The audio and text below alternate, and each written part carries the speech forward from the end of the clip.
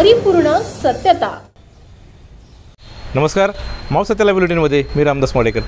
आल्याली गौराई, सोन्याच्या पावली, आल्याली गौराई, रुपयाची पावली हे शब्द मावळ तालुक्यातल्या शहरी आणि ग्रामीण भागात आज आपल्याला ऐकायला मिळतात। आज माहेरवाशीन गौराई घरोघरी विराजमान होणार आहे। तत्पूर्वी सगळ्याच महिलांनी मोठ्या उत्साहामध्ये गौराईचं स्वागत केले। आज भाद्रपद महिन्यामध्ये गौरीचा आव्हान होत आहे आणि आम्हा सर्व महिलांना याचा खूप खूप अभिमान आहे, तसंच आनंद होत आहे।